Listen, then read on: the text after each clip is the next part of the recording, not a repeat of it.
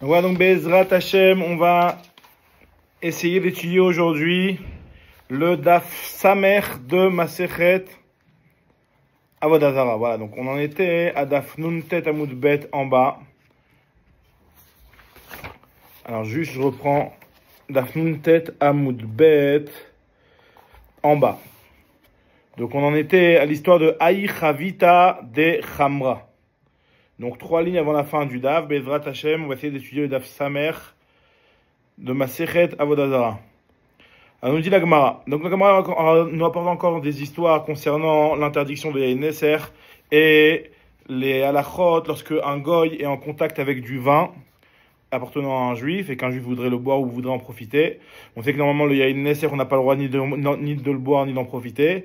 Là on va voir qu'il y a certaines situations où c'est un petit peu plus complexe, sachant que le Yain Neser de base il est interdit puisque le goy il potentiellement fait Avodah Zarah avec ce vin. Donc là, on va voir qu'il y a des situations où la Xéra n'a pas été maintenue, des situations bien particulières qu'on va voir tout de suite. Aï Chavita de Chama, il y avait une cruche de vin, des Ishtakil de Barza, duquel le Barza, donc le petit bouchon qui bouchait la sortie du vin. Donc dans chaque cruche, il y avait comme un genre de robinet, un genre de bérez duquel le vin sortait, donc qui était bouché par un petit morceau de bois. Et donc le vin a commencé à sortir de la cruche. Il est venu, le gars, il a sauté. Hata Oved Kochavim, Idre, il a sauté pour vouloir sauver le vin du juif. Anar Gadé, il a posé sa main sur le trou qui, donc d'où le vin sortait. Donc maintenant on se pose la question, quel est le statut du vin? Parce que finalement le goy il a touché le vin. Rav Papa il te dit, Kol deleha de barza chamra asir. Tout le vin qui a coulé proche du trou, on n'a pas le droit de le boire. Mais par contre, le reste, on n'a pas le droit de le boire. Quand on dit qu'on a c'est Rashi qui précise qu'on n'a pas le droit de le boire uniquement. Mais par contre, Be'ana'a, c'est moutard, puisque pour que ce soit interdit Be'ana'a, nous dit Rashi, il faut qu'il y ait ce qu'on appelle shirshur, il faut que le goy, il est secoué, il ait fait une action qui ressemble à l'action que le goy fait lorsqu'il fait Avodah Zarah sur ce vin. Donc en tout cas, Kol de barza chamra asir. Tout le vin qui a ruisselé autour du trou comme ça, il est interdit, on n'a pas le droit de le boire. Si on veut en profiter, on a le droit de le vendre par exemple à un goy, mais on n'a pas le droit de le boire. Donc continue la Gemara et elle nous dit Veidach, donc le reste c'est autorisé, c'est Moutar même Bishtia, puisque le vin qui est dans les Dadim, lui, il n'est pas considéré comme étant rattaché avec le vin qui se trouve dans la cruche. Donc continue la Gemara et elle nous rapporte une autre version de cet enseignement de Rav Papa. Veika d'Amri, il y en a qui disent que Amar Rav Papa, Adabarza, Chamra, Asir, tout le vin qui se trouve du trou jusqu'au donc tout le vin qui se trouve au-dessus du trou, il est interdit bishtia, on n'a pas le droit de le boire. Pourquoi? Parce que puisque le vin qui est dans la cruche, il est attiré vers ce trou-là, et finalement c'est le vin qui est au-dessus du trou qui va sortir par ce trou-là. Donc ce vin-là, à partir du trou et au-dessus, il est interdit. On n'a pas le droit de le boire. Il est considéré comme étant rattaché à ce qui s'est évacué par le trou. Le reste du vin qui est dans la cruche, lui, il est autorisé. On a le droit même carrément de le boire. Nous explique la Gemara, Amar Rav Yemar, Ketana et cet enseignement de Rav Papa n'est pas l'avis de tout le monde. Et en réalité, il dépend d'une Machloket Tanaïm qui est enseignée dans les Mishnayot dans Masechet Tvulium. Puisque dans Masechet Tvulium, là-bas, il y a marqué que Chavit chez Nikva, une Chavit qui qui est trouée, c'est-à-dire qu'il y a eu un trou. Donc là, on parle par rapport au Yichot de Tum'a, pas par rapport au Yichot de Yain Neser, mais bon, c'est un petit peu la même chose. Ben Mipia, que ce trou se trouve, donc d'après un avis, d'après le premier Tana, que le trou de la Chavit se trouve au-dessus de la cruche, au-dessus du tonneau, ou qui se trouve dans le fond du tonneau, ou qui se trouve sur le côté du tonneau, enfin de la cruche, hein, quand on parle de Chavit, si on parle de cruche, c'est en chérès en général, donc c'est pas en bois, c'est pas un tonneau, c'est en argile. Donc à partir du moment où il y a un trou duquel le liquide sort, et vient une personne qui est tméa, tvulium, c'est une personne qui est au mikvé mais qui n'a pas encore eu la nuit qui est arrivée pour le rendre complètement tahor. Venaga bo tvulium, un homme qui est tamé, qui s'est trempé au mikvé, il n'y a pas encore eu le soir, qui est arrivé à toucher ce liquide-là, par exemple c'est du vin de terouma par exemple. Alors là, dans ce cas-là, on nous dit que c'est tamé. Selon Rabbi Yehuda, donc ça c'est la Vitanakama, la Vitanakama considère que tout est tamé. Tout est tamé. Selon Rabbi Yehuda, lui nous dit, si le trou se trouve au-dessus ou en dessous du tonneau, de la cruche. Alors je suis d'accord avec Tanakama. Effectivement, la trouma qui se trouve dans la cruche, elle est tméa, elle est impure. Par contre, si jamais le trou se trouve de côté, alors là, théora mikan ou mikan. Donc ça veut dire que des deux côtés du trou, tout est tahor. La raison pour laquelle c'est tahor, c'est puisque le vin qui se trouve de côté n'est pas considéré comme étant rattaché avec le vin qui est dans le chavit.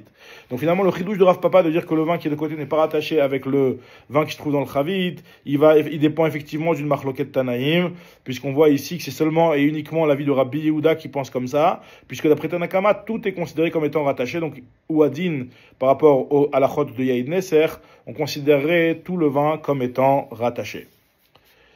Voilà, donc ça c'est ce qu'on est en train de dire. Maintenant après, dans les Rishonim, ils expliquent un petit peu comment comprendre l'avis de Rav Papa selon la deuxième version et Rabbi Yehuda, puisque selon la deuxième version, effectivement on nous dit que c'est pas uniquement le vin qui est à côté du trou qui est tamé, mais c'est tout ce qui est au-dessus. Donc effectivement, il faudrait comprendre ça aussi dans l'avis de Rabbi Yehuda le Tana. Donc ce qui est sûr en tout cas, c'est que Rav Papa lui n'a dit son chidouche, et son chidouche ne va uniquement que d'après Rabbi Yehuda. Donc ce n'est pas l'avis de tout le monde et même pas la... Voilà. Donc en tout cas, continue la Gemara. Maintenant, encore un autre enseignement de Rav Papa. Cette fois-ci, le din de Kocho Shel Goy dans Yain Neser. Il nous dit comme ça, Rav Papa, Oved Kochavim Adana ve Israël Akuba. Si jamais le Goy, il est en train de verser donc du vin d'une cruche et vers une bassine. Une genre de bassine guiguite, une genre de bassine. Et donc le juif, il tient une bassine en dessous de la cruche et le Goy est en train de pencher la cruche pour servir la bassine. Alors on considère que le vin, il est interdit, on n'a pas le droit d'en profiter, carrément. Pourquoi? Maïtama, qui kate, miko achovet kochavim kate. Ce vin-là, il vient de la force du goy.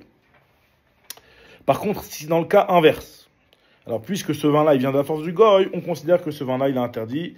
C'est kocho shel goy, c'est interdit dans Yain Neser. Par contre, si jamais le Israël, c'est lui qui tient la cruche.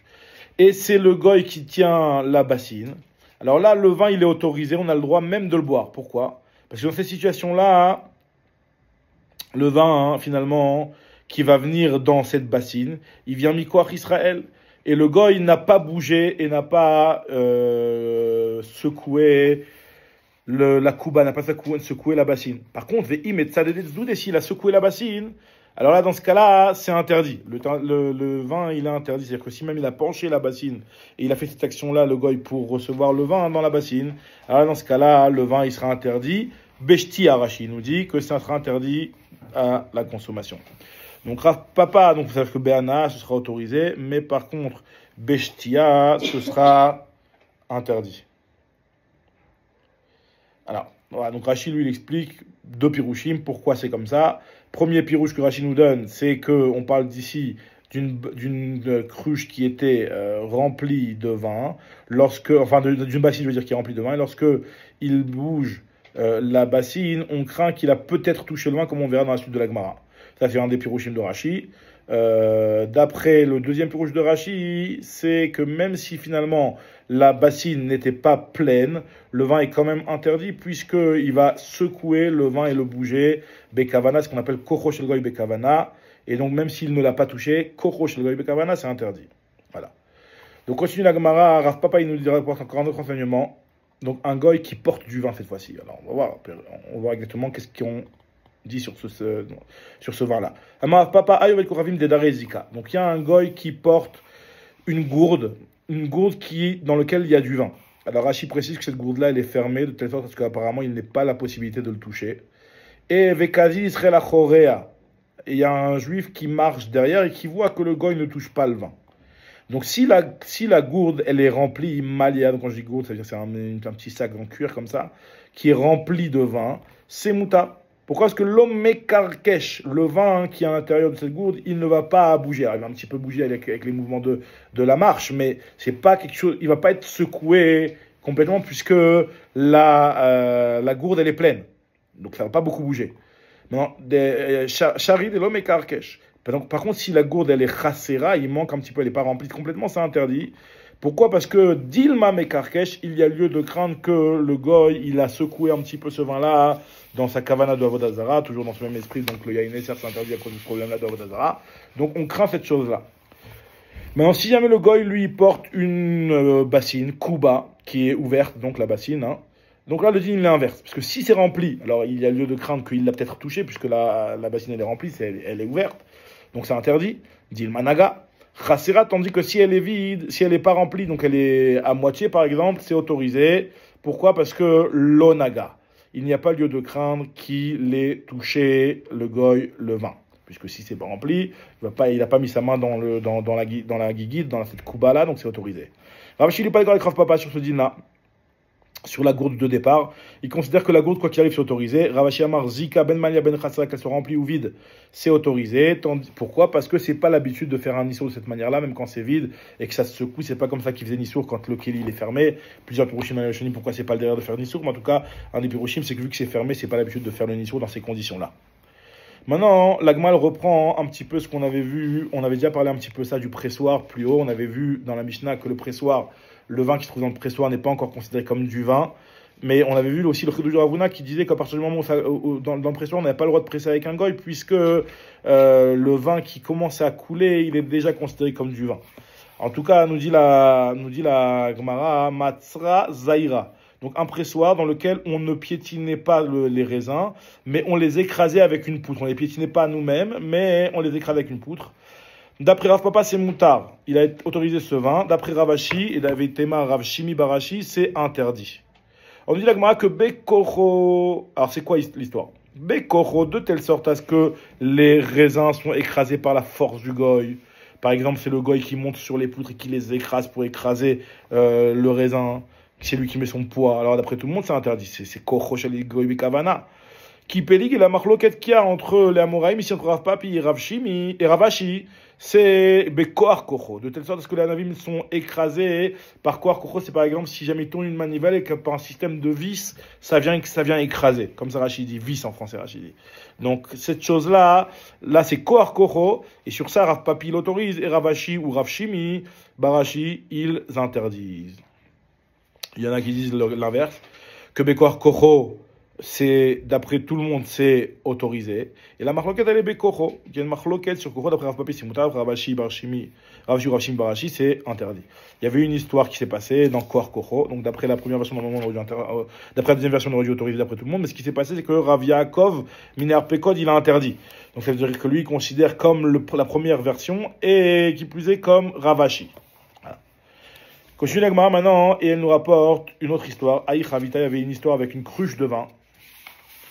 Des Ivkea qui a eu d'une cruche de vin. Attendez, je reprends.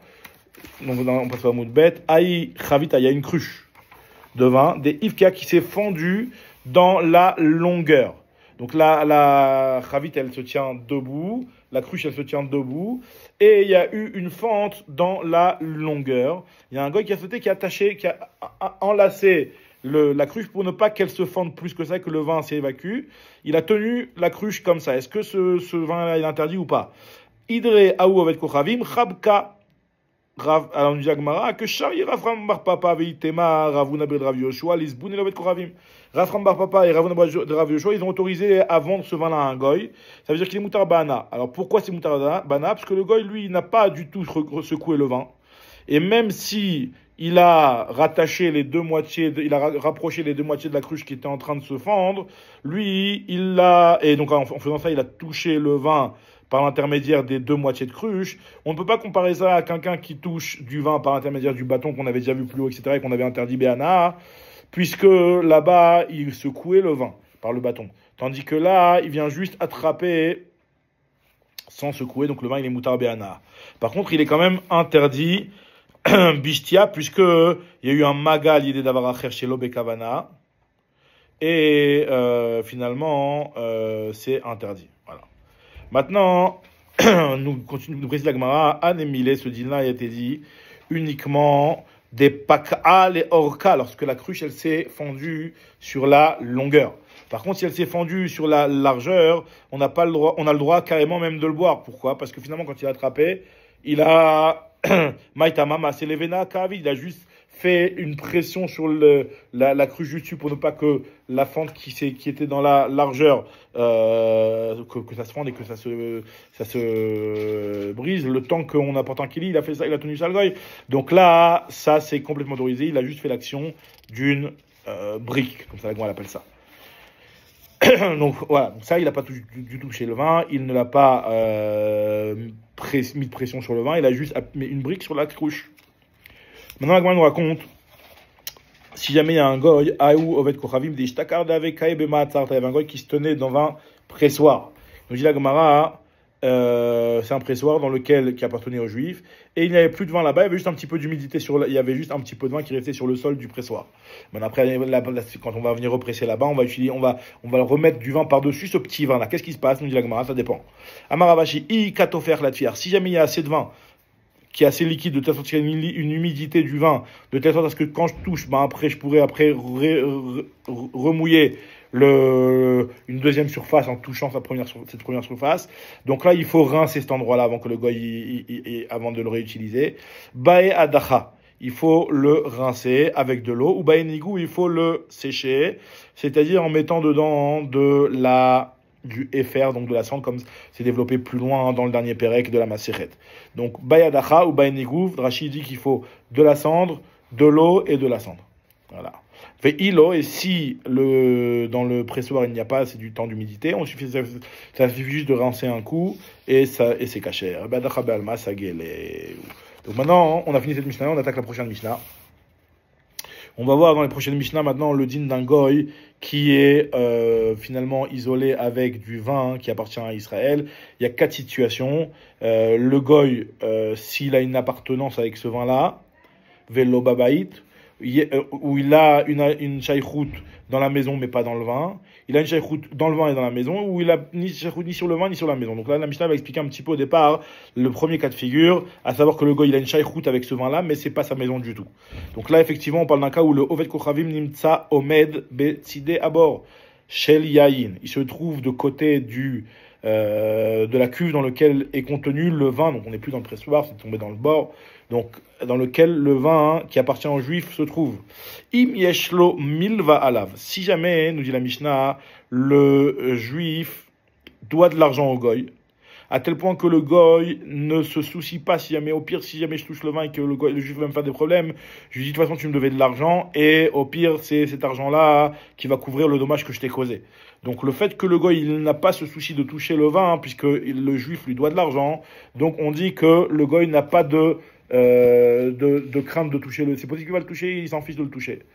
Et donc le vin il est assour béanar, il a de crainte que le goy l'ait touché. Puisque l'Israël il a une dette envers le goy, il ne craint pas d'être menacé son vin. Puisqu'il dit au pire, si le juif il me dit quelque chose, ben voilà, il me donne de l'argent de toutes les façons et on va s'arranger. Tandis que enlo milva alav, si jamais le juif ne lui doit pas d'argent, là c'est mouta. Parce que puisqu'il ne lui doit pas d'argent, il craint de toucher le vin, de peur qu'il va se faire prendre pour un voleur. Nous dit la Mishnah maintenant, si jamais le goy nafal la bord, donc le vin, le goy est tombé dans un bord, il est tombé dans ce bord-là. Vers là, il est ressorti. Ou alors, il a mesuré au travers d'un bâton le vin qui se trouve dans le bord. Ou dans pour savoir, pour qui se trouve dans le bord ou dans une cruche, peu importe. Ou alors, itiz et tatsira. Il a tué une petite guêpe qui se trouvait sur le vin avec un bâton. Oshayam et taper. Ou alors, il est touché avec sa main sur le chavit. L'écume qui se trouve au-dessus du vin qui est en pleine fermentation. Donc le goy, lui, il a un petit peu touché ça. Dans toutes ces situations-là, nous dit l'agma qu'il y a une histoire qui c'est pareil, Bechol, et l'Oyama, assez, Vermrou, les Chachamim m'ont dit que Yimacher, on doit le vendre. C'est-à-dire qu'en fait, finalement, il est moutar be'ana, on le vend à un goy, mais par contre, on n'a pas le droit de le boire. Et Rabbi Shimon, lui, il a autorisé, Rabbi Shimon matir. Maintenant, la Mishnah elle explique une autre situation où le vin il est autorisé, c'est que s'il a pris le goy, la cruche, et il l'a jeté par sa colère dans le bord, Zeaya Maase, Ve'ir Shiru, ils ont cachérisé ce vin-là, puisque la Zrika, elle n'est pas au Seret dans le Yaïn Nesser, on en parlera plus tard dans la Gemara. Alors la Gemara elle explique maintenant, Shmuel nous explique que quand la Mishnah nous a dit qu'il y avait une dette par rapport à ce vin-là, le Amar Shmuel ve'u sheyesh lo milve al oto yain. Sur ce même vin, il y a une dette. Ça veut dire que finalement, ce vin-là, il est un petit peu en hypothèque par rapport à la dette que le Israël devait au Goy. Donc là, finalement, ce vin-là, il est vraiment rattaché à la halva. Par contre, sinon, non. Sinon, dans ce cas, c'est qu'on dit qu'il n'y avait pas de dette et donc le vin, il est autorisé. Alors Ravash, il explique sur quoi il se base, sur une Mishnah. Une Mishnah plus loin, Amarashi Matnitin Namidaika. Des paroles de la Mishnah aussi, on peut voir comme les paroles de Shmuel, parce qu'il y a marqué dans la Mishnah plus loin d'Afsamech Aleph, il y a marqué comme Eter Yeno Shelovet Koravim, celui qui vient et qui travaille sur le vin qui appartient à un goy. Et le goy lui dit, ouais, tu vas me le vendre à des juifs, donc je ne vais pas m'approcher, c'est toi qui vas travailler. Donc là, dans ce cas-là, le Israël qui était en train de piétiner les raisins du goy pour en faire du vin de manière kshera, pour pouvoir les vendre après aux autres juifs, il n'a pas encore payé le goy jusqu'à ce que ce juif-là reçoive l'argent des acheteurs. Donc finalement, venotno birshuto, donc finalement il doit de l'argent au goy. Et il le donne, le Israël se vend dans le reshoot du goy. Ve'alokotev, le goy lui écrit, itkabal tim chamaot. C'est comme si tu m'avais déjà payé, tu peux venir le prendre comme tu veux. C'est-à-dire que c'est comme si tu m'avais déjà payé. Et donc je pourrais jamais te retenir de récupérer ce vin-là et pour le vendre. Donc là c'est mouta. Parce qu'à partir du moment où c'est comme si il lui avait payé et que le goy ne l'empêche pas, c'est considéré comme si il lui avait déjà payé et donc comme si c'était entièrement le vin dans Israël. Par contre, et donc que le goy ne touche pas. Aval im, alors que finalement il doit de l'argent au goy. Donc il a une dette de par ailleurs, mais il a détaché la dette du vin, donc c'est autorisé, donc d'où la preuve du chidouche de Shmuel. Aval im yirtse Israël l'otsio, par contre si l'Israël veut sortir le vin du rachut du goy, ve'en manichot sheiten omeotav, il ne le laisse pas tant qu'il n'a pas payé. Donc là, c'est comme s'il y avait une alva sur ce vin-là. Zayama sebebet she'an ve'asru. Les Chachamim m'ont interdit cette chose-là. Ta'amaden manicho. Donc on a fait le diouk, c'est la raison pour laquelle c'est interdit. C'est parce qu'il ne le laisse pas. Marchma que s'il le laisse, c'est autorisé, même s'il lui doit de l'argent. Shmamina milval otoya in bainan. Shmamina. Pour que ce soit interdit, il faut qu'il y ait une dette sur ce vin-là même et pas de par ailleurs. Maintenant, on continue la Gemara et on va terminer sur ce point-là. Il y a marqué que si jamais il y a beaucoup de vin qui est tombé dans le bord, Mechila, si jamais le goy il est tombé dans un bord qui est rempli de vin et il en est ressorti, on avait dit que fallait le vendre ce vin-là, à ce moment-là, il était mutar be'ana. Alors, Marav Papalo Shanou est lâché à la mette, c'est uniquement lorsque le goy il s'en est pas sorti vivant et qu'on l'a remonté mort. Pourquoi? Parce que lorsqu'il a touché le vin, il a touché chez le Bekavana, et quand on l'a ressorti mort, donc finalement, ça y est, il n'y a plus de problème. Maintenant, par contre, si jamais si on l'a ressorti vivant, c'est interdit. Pourquoi? Maïta, mamar, papa, des dame aléa, keyom et dame. Ça veut dire que finalement, c'est considéré comme lui, comme un jour de fête, il s'en est sorti vivant, donc il risque de remercier sa voix d'Azara, et donc d'être menasser ce vin-là, au moment où il monte. Maintenant, on voit l'histoire de la mesure que le goy a fait, on continue le pirouge de la Mishnah, la mesure que le goy a fait avec le bâton. Dans tous ces cas-là, il y a eu un maassé qui s'est passé, et les Chachamim ont dit qu'on peut le vendre, et Rabbi Shimon, il a clairement autorisé de le boire. La Ravada Barava lui explique la chita de Rabbi Shimon, il nous dit, Yanouch Ravada Barava, Yanouch lo le Rabbi Shimon birachot al rosho, qu'il est des brachot Rabbi Shimon. Pourquoi il le bénit Rabbi Shimon? Parce que tout celui qui mentionne un tzaddik, il doit lui faire la bracha, comme c'est marqué, Zecher tzaddik bracha, la Gemara dans brachot, elle explique. Donc en tout cas, Rabbi Shimon, béni soit-il, lorsque lui, il autorise à filou beshtia, et lorsqu'il interdit, il interdit à filou be'ana. Ok, donc c'était à peu près clair dans la Mishnah déjà. Il y a marqué Rabbi Shimon Matir, mais on nous précise que lui, quand il autorise même beshtia. L'agma le rapport des Amoraïm qui vient de trancher la halakha comme Rabbi Shimon ou pas. D'après Rabbi Chia Bere de Rabbi Abba Nachmani Amarav Chizda Amarav Amrela Amarav Chizda Amarziri halakha qui Rabbi Shimon qui autorise ce vin même de le boire. Il y en a qui disent Ikade Amri Amarav Chizda Amar Abba Bar Chanan Achi Amarziri halakha qui Rabbi Shimon ve'en halakha qui Rabbi Shimon. Halakha est comme Rabbi Shimon et même l'agma non, la halakha n'est pas comme Rabbi Shimon, halakha est comme Chachamim. Même si tous ces Chachamim ont tranché comme Rabbi Shimon, halakha est comme Chachamim qui pense que le vin il est assour beshtia et il est mutar be'ana uniquement et pas beshtia. Donc Bezrat Hashem, on reprendra au prochain shiur le daf Samech Alev Bezrat Hashem. Merci beaucoup.